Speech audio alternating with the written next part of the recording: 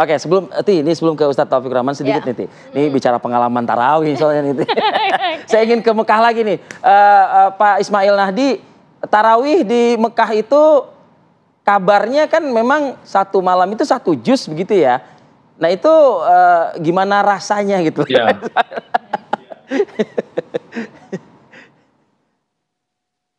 Iya. Kalau di Mekah memang 1 juz 1 malam ya, setiap 1 malam. Jadi sampai terakhir Ramadan itu 30 juz. Karena imamnya bacanya enak, tajwidnya enak, jadi kita benar-benar meresapi. Sehingga 1 juz itu nggak berasa gitu, nggak berasa capek, ya kan? Malah kita berasa kurang kadang-kadang kalau imamnya super enak gitu suaranya. Alhamdulillah.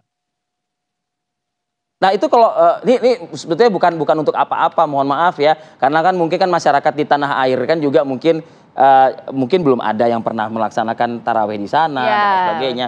Kalau untuk durasi itu berapa lama sih? Biasanya mulai dari jam berapa sampai jam berapa? Ya, mulai dari jam 8:30 sampai jam 10 ya, atau kadang sampai 10:30. Oh. Nggak begitu lama padahal ya? Begitu lama juga Waktu ya. Saudi Arabia. Oke. Iya. Waktu Saudi Arabia. Kalau untuk tarawih sendiri di tahun ini juga tidak ada perbedaan ya di sana ya? Iya, tidak ada perbedaan, sama aja dengan tahun kemarin. Oke, baik.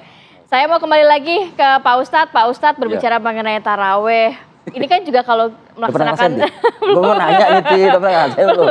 1 juz 1 malam loh, Ti. Tapi tadi nggak begitu lama, Vi. Kalau memang pakai iman begitu ya, Pak Ustadz ya, kayaknya nikmat aja gitu kan. Tapi ya apa Mbak, ini kalau sudah bicara di Mekah, di Madinah, termasuk di Indonesia, berapapun yang dibaca, kalau sudah berdirinya pakai iman, itu 1 juz 2 juz berasa kurang. Itu apalagi tadi yang Ustadz Ismail udah jelaskan, memang nih al-imam, domin, imam ini penanggung. Jadi nggak beda kita naik kendaraan. Kalau drivernya handal, ya enak, itu makmum pun nggak berasa lelah. Gitu. Jadi memang imam nih betul-betul yang harus redaksi atau kriteria imam bukan yang tua, tapi memang makanya sejak dari dulu Nabi menyebut a'lamuhum, yang lebih alim. Alim tuh yang lebih menguasai bacaan Qur'annya, ya apalagi memang suaranya juga memang Allah kasih kelebihan suaranya asik gitu dengan tajwidnya. Itu tambah lagi kita berdiri pakai iman yang tadi seperti Ustaz sampaikan, rasanya kurang. Rasanya kurang. Di Indonesia juga bisa begitu kok. Cuman memang kapasitas pengikut yang begitu rada kurang. Nah, ini sekali lagi nih Ustaz nih. Ini bukan suuzon lagi nih, ya kan? Tapi emang susah loh ya ngetes kesabaran di bulan Ramadan gitu. Baru kita angkat Allahu Akbar.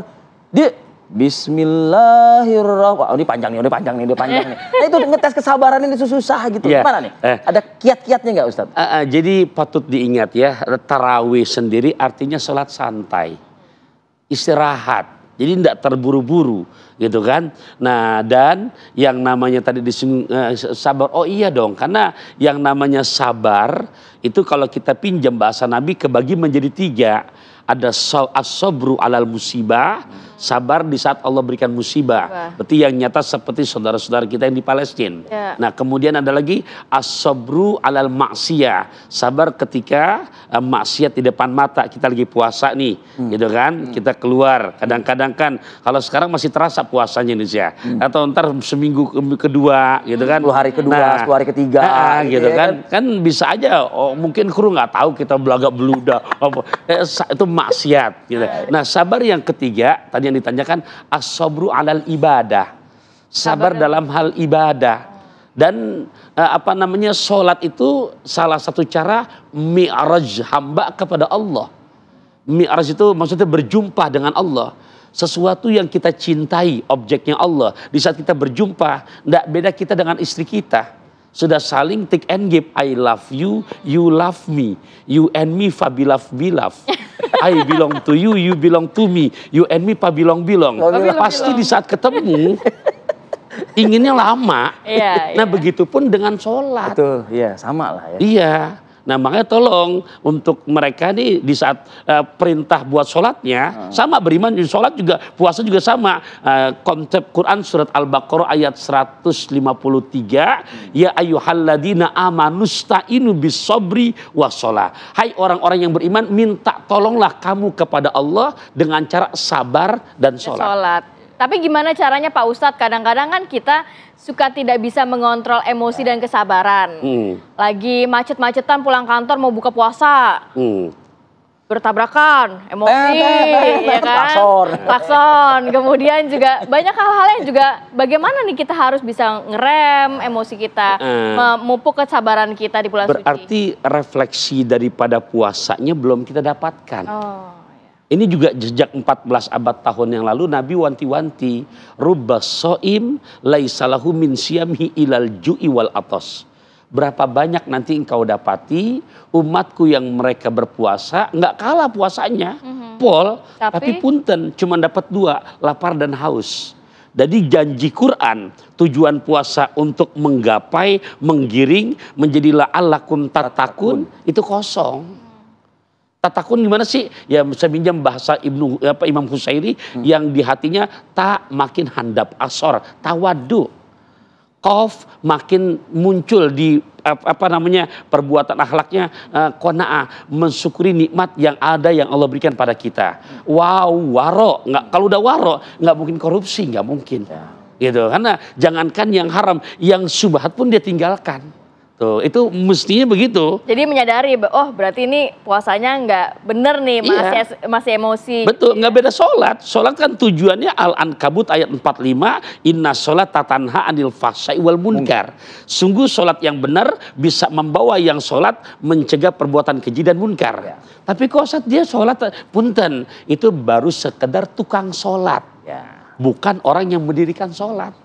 Nah, ini mungkin terakhir nih Ustadz sebagai penutup, apa mungkin pesan ya kepada umat di luar sana begitu agar bulan Ramadan ini kita menjadi benar-benar manusia atau umat yang bertakwa lah. Ya, jadi ikhwafillah yang sedang menyaksikan ini ya modalnya buat kita 4I. 1, ilmu, terus kita tingkatkan kualitas pemahaman kita. Bahwasanya kita ibadah ini, kenapa kamu sholat yang 2, 3, yang 8? Karena bukan karena sifulan, bukan katanya. Nah, kedua pakai iman. Ya kalau sudah iman, maka konsepnya nanti apapun perintah Allah, sami'na wa ata'na wa ulaikum. Nah, yang ketiga ikhlas. Tingkatkan nilai ikhlasnya. Kalau sudah ikhlas, lillah indah. Enggak lillah lelah. Nah, yang terakhir nih istiqomah. Bisa nggak Ramadan bukan hanya di Ramadan doang, 11 bulan Ramadan, di luar Ramadan kita jadikan seperti Ramadan. Oke, baik Ustaz. Amin, harapannya seperti itu ya Pak Ustadz ya. Oke Pak Ismail, terakhir juga nih buat Anda nih Pak Ismail.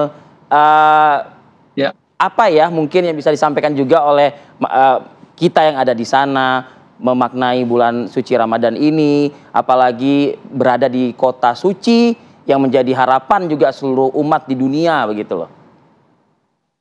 Iya, jadi menjadi harapan kita sebagai umat Islam ya di seluruh dunia tentunya adalah menjadikan momen Ramadan ini sebagai satu tempat kita untuk bertolak, menghidupkan kembali solidaritas sesama Muslim ya, terutama kepada saudara-saudara kita yang ada di Palestina. Sebagaimana juga di Arab Saudi ya, kerajaan juga menyerukan untuk menghentikan peperangan dan memberikan bantuan juga kepada umat Islam di Palestina. Jadi kita tingkatkan Ramadan ini, kita tingkatkan solidaritas kita sama Muslim ya, terutama kepada saudara-saudara kita di Palestina seperti itu. Baik, terima kasih banyak Pak Ismail. Selamat sahur Pak Ismail. Selamat sahur, lancar-lancar puasa di sana. Terima kasih juga Pak Ustadz. Sama-sama. Terima kasih banyak. Hadir pada pagi hari ini, sehat selalu. Assalamualaikum. Amin. Waalaikumsalam.